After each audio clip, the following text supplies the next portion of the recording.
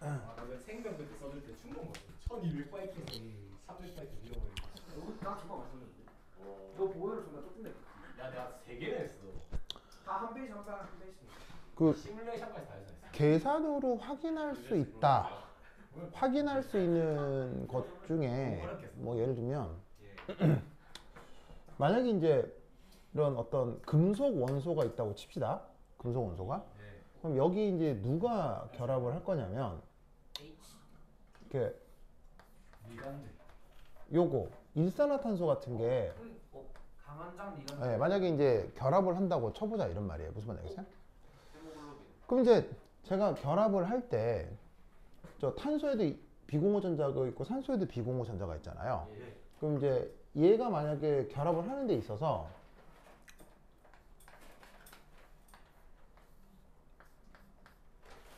이렇게 된다. 와.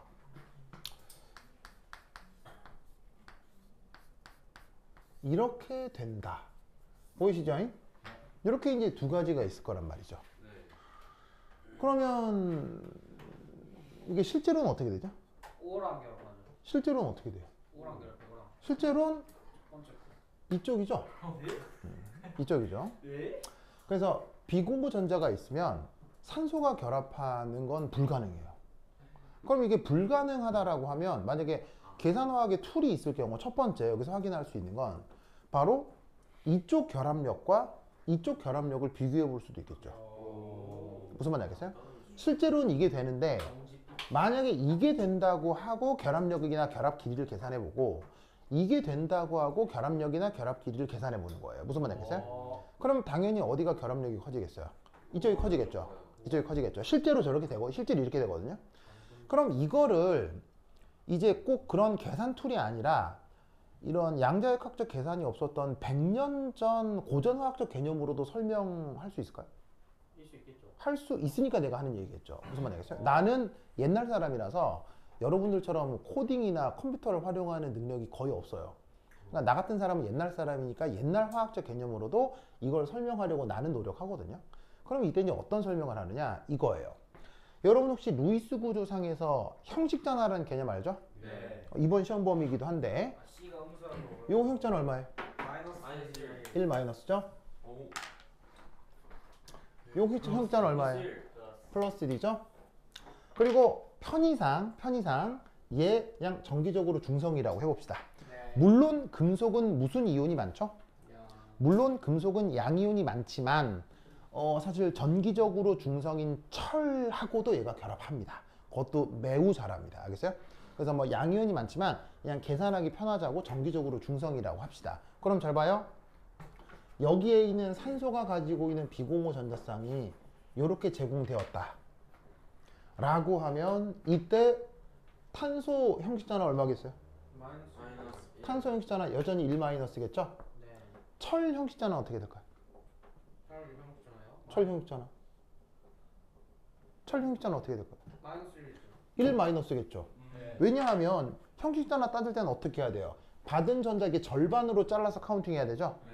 그럼 원래 없었는데 하나 생겼으니까 1-겠지. 뭐. 무슨 말이겠죠? 네. 그러면 이때 산소 형식전화 어떻게 돼요? 2 플러스. 2 플러스가 되는 거 아시겠어요? 예. 이게 절대 안 된답니다. 무슨 말이겠어요? 산소는 루이스 구조상 형식 전화가 2 플러스가 되는 거 가능하다 불가능하다? 그런 예가 존재하지 않아요. 알겠죠? 왜냐하면 산소는 원래 전기음성도가 커요 작아요? 엄청 크잖아요. 엄청 크니까 형식 전화가 2 플러스는 나타나지 않는다는 얘기죠. 아시겠죠? 자, 그런데 만약에 이게 탄소 쪽이 결합한다 라고 쳐봐요. 그러면 탄소하고 철 사이에 이렇게 화학 결합이 있을 거고요. 그럼 이때 여기서 산소 형식 전화 어떻게 돼요? 플러스. 산소 형식 전화 1 플러스죠? 네. 철 형식 전화 어떻게 돼요? 마이너스. 1 마이너스죠? 이때 탄소 형식 전화 어떻게 돼요? 0. 중성되죠? 그래서 된다고요. 좋은 루이스 구조상에서는 원소들의 형식 전화가 뭐에 가까워져요? 0에 가까워지죠.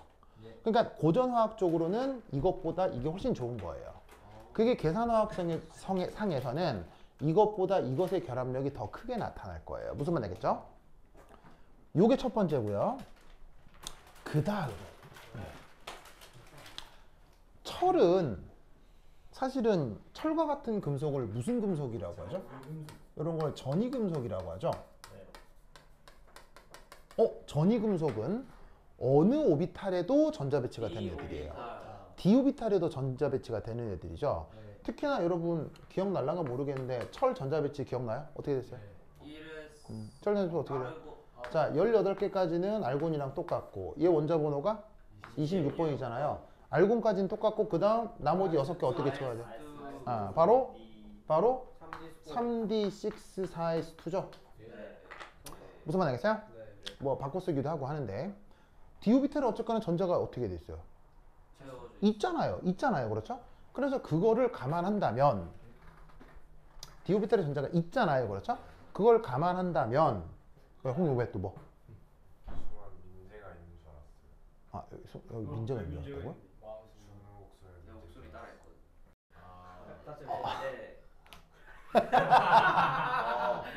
그래요? 그래요? 한비야, 이렇게 경멸스러운 표정으로. 그래? 너무 안 닮았어요? 좀 아닌 것 같았어요? 솔직히 방금 저기 한비 표정 있잖아요. 그 SNL에 나오는 크루 표정을 하고 막 SNL에 있는 크루 표정을 하고 막 준우를 노려보고 있는 거예요. 그래서 왜 좀 안 닮았나 싶어가지고. 예. 그래서 좀 안 닮았나요? 한비? 닮은 것 같아요. 그래? 근데 막 진짜 아까 한비가 진짜 그런 표정으로 준우를 봤다니까요. 그래요? 그래, 알겠습니다. 그래, 하여튼 그래. 준우야, 좀 더 노력해 보세요. 알겠죠? 그래, 모두를 만족시킬 수 있게. 그래. 자, anyway. 자, 그래서 이제 이걸로 끝나는 게 아니라 여기서 한 단계 더 갈 수 있어요. 어떻게 갈 수 있냐면, 자, 원래 철은 이압 이렇게 생긴 게 무슨 오비탈이에요? 이렇게 생긴 게 이제 d 오비탈이잖아요. 그렇죠? d. 여기에도 일부의 전자가 채워져 있는 거예요. 그걸 그냥 편의상 지금 이 d 오비탈에 우선 전자 2개만 이렇게 한번 표현을 해보죠.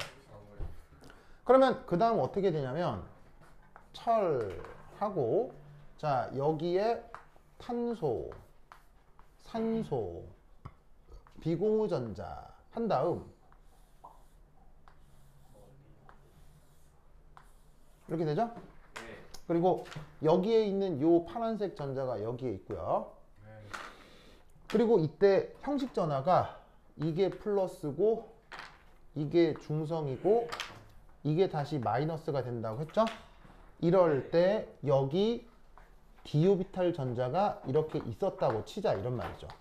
d 전자들.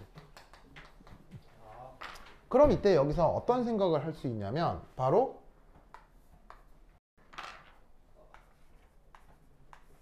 이런 생각을 해볼 수 있어요. 이런 생각을 해볼 수가 있어요. 그러면 이 구조를 어떻게 바꿀 수 있느냐? 철하고 탄소가 이중결합을 하고 탄소하고 산소도 이중결합으로 바뀌는 거예요. 그리고 전자 배치를 다시 한번 그려볼게요. 파란색 전자는 원래 누가 누구한테 줬어요? 탄소가 철한테 줬던 거잖아요.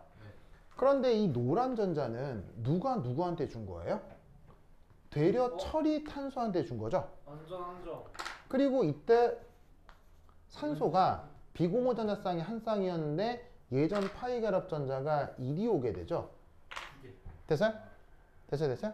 이때 다시 한번 형식 전화를 따져봅시다. 얘 형식 전화는? 0. 중성이라는 걸 알겠어요? 왜 중성이냐면 원래 d 오비탈 전자 2개만 그려놨잖아요. 얘는 가상적으로 최외곽 전자가 2개만 있다고 가정한 거예요. 결합을 이루고 나서 절반 카운팅을 하면 2개 획득하는 거죠. 그럼 얘 입장에서는 전자 밀도의 변화가 없다고. 그러니까 전기적으로 중성이 되지. 그 다음 탄소가 옥텟을 만족하고 결합선이 4개 나가면 형식 전화 무조건 뭐예요? 0이지.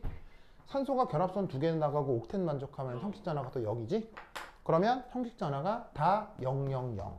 무슨 말 알겠어요? 이 결합은 강해졌겠어요? 약해졌겠어요? 굉장히 강해졌겠지. 무슨 말 알겠어요? 그러면 여기서 생각할 수 있는 계산 주제 두 번째, 이쪽 결합력하고 이쪽 결합력 당연히 어디가 크겠어요? 이쪽이 크겠지.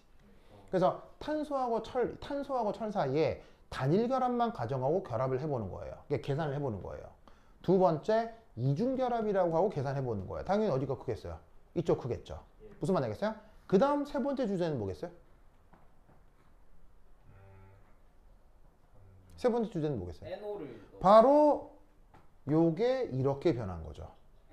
무슨 말이냐면 여기서는 삼중결합이었죠. 근데 몇 중결합으로 바뀌어요? 이중결합으로 바뀌죠? 그러면 계산이 어떻게 나와야 되겠어요? 이쪽 결합력은 조금 세지는데 이쪽 결합력은 어떻게 되겠어요? 약해지는 거예요. 무슨 말씀인지 아시겠습니까? 그리고 결합 길이는 또 어떻게 변하겠어요? 강할수록 결합 길이가 길게 있어요, 짧게 있어요? 짧아야 되겠죠? 약해졌다면 삼중결합이 이중결합이 됐으니까 결합 길이는 길어지겠어요, 약해지겠어요? 길어져야 된다 이런 말이죠. 계산화학 툴에서 결합 길이도 대강 나올걸요 아마? 이걸 비교할 수가 있는 거죠. 뭔 말인지 알겠죠? 네. 그러면 또 다른 연구 주제는 뭐가 있겠어요? 그 다음 또 뭐가 있겠어요? 그 다음 또 뭐가 있겠어요? 여러분 잘 봐요. 여기 결합력을 A라고 합시다.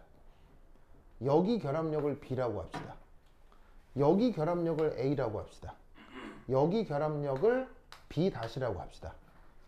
그러면 여기서 예상할 수 있는 거 A하고 A- 어디가 더 크겠어요? A가 더 커야 되겠죠? 아니 A-가 커야 되겠죠? 그 다음 B하고 B- 어디가 크겠습니까? B가 커야 되겠죠? 그런데 놀라웠게도 A 플러스 B 한 것과 A 더하기 B 한 건 어디가 커야 되겠습니까? 이쪽이 커야 된다. 이걸 확인할 수 있다고. 무슨 말인지 알겠어요? 즉 뭐냐면 단일결합, 삼중결합이 있는 것보다 이중결합, 이중결합으로 있을 때 전체 결합력이 어떻게 된다? 더 커지느냐를 계산화학으로 확인해 볼 수 있겠지. 그러면 모델상 단일결합, 삼중결합이 더 안정한 거야? 이중결합, 이중결합이 더 안정한 거야? 무슨 말인지 알겠죠? 이렇게 찾아나갈 수가 있다고. 그 다음 또 마지막 주제. 그럼 이쪽 결합은 더 강하고 이쪽 결합은 더 약하지. 그러면 이 결합은 어떤 빛에너지를 흡수할 수 있어요? 바로 적외선을 흡수할 수 있죠. 화학결합이 적외선을 흡수하면 무슨 일이 벌어져요? 화학결합이 적외선이 뭐예요? 적외선은 파란 빛이에요, 빨간 빛이에요? 빨간 빛이죠. 그 적외선은 바로 화학결합이 적외선을 흡수하면 뭘 해요? 화학결합이 적외선을 흡수하면 진동한다고요. 진동. 그러면 어떻게 되느냐? 이건 결합력이 강하잖아요. 그럼 어떻게 된다? IR 흡수 진동수가 커져요. 그런데 이건 결합력이 작아졌잖아요. 결합력이 작아지면 IR 흡수 진동수가 작아져요. 실제로 이런 실험 결과가 있거든요. 그래서 삼중결합이 이중결합으로 바뀌어야 하니까 여기서 이중결합이 만들어졌다라고 이론이 만들어져 있어요. 그래서 계산화학에서 이것도 확인할 수 있죠. IR 흡수 진동수 같은 게 나올 수도 있을걸요?